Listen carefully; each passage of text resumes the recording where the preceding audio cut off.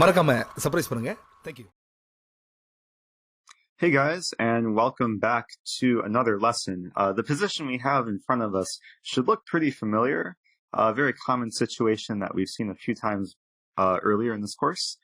Black is attacking b2, and hopefully you will remember that the best move here is knight a3 with these two ideas for the knight to access either b5 or c4, depending what black does.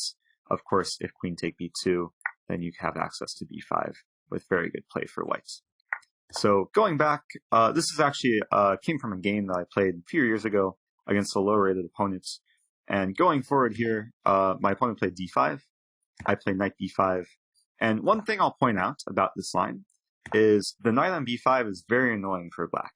It's well supported by the a-pawn and the bishop on f1, and it can't easily be removed, and it controls some key squares in black's territory.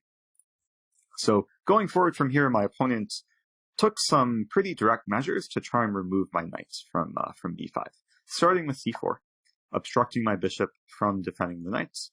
I went ahead, I played c3, and then after bishop d7, it looks like I might be in some trouble because the knight's attacked twice, only defended once, and it's also pinned to the b2 pawn. Fortunately for me, I've seen this sort of situation before playing this game, and I knew there was a pretty straightforward idea here for white to simply play b3. Somewhat of a rescue mission for the knight, given that if pawn take b3, queen take b3, then the knight is very well supported by three pieces. So going back here, my opponent did not take on b3, but rather played rook to c8, just improving the rook. And then after taking on c4, I played knight e5.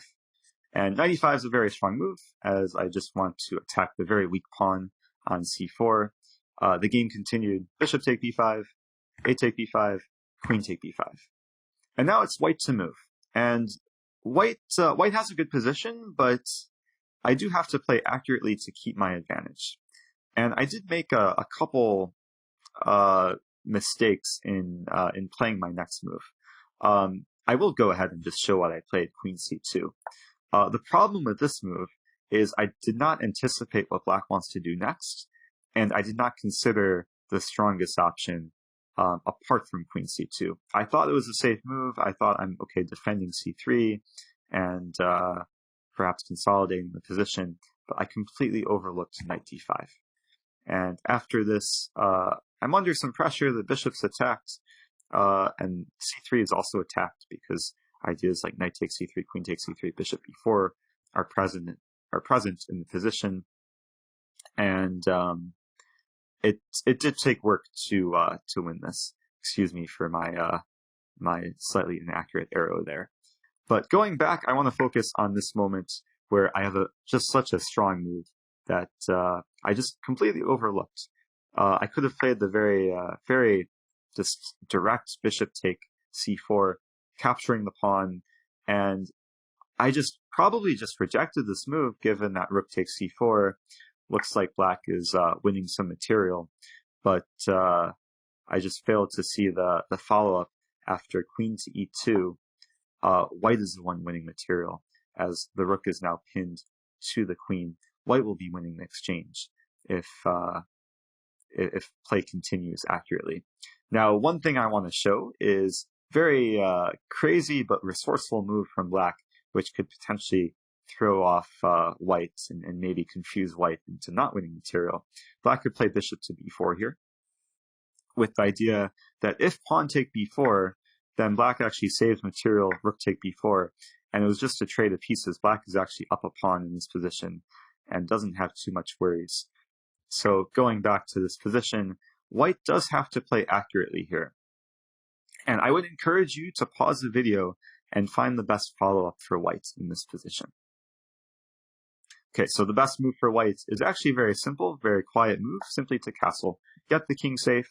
The rook is still attacked, the bishop is attacked, and white is mainly concerned about winning the rook, as that is just more valuable. And black is guaranteed to lose material here. There is one last trick that black can try. Let's say rook c5. Idea being, I know it looks very strange, as the pawn is attacking the rook and the pawn is attacking the bishop. But black's queen is attacking white's queen.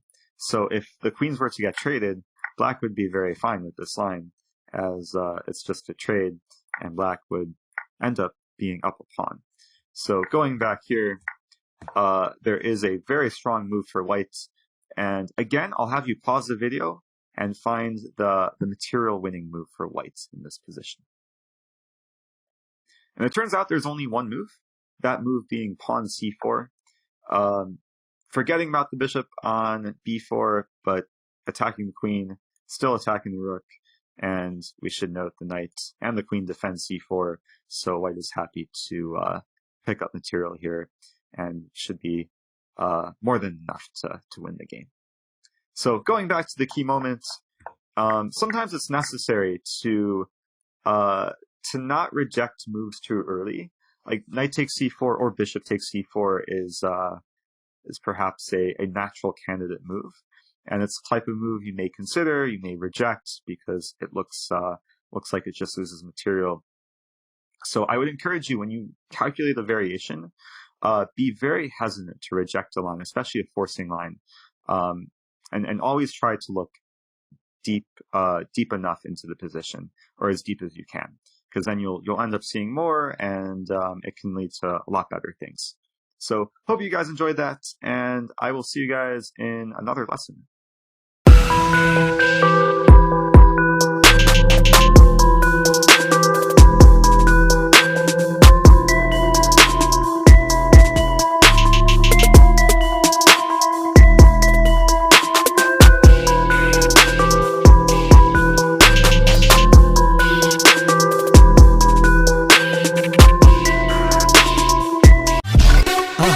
மறக்காம surprise பண்ணுங்க.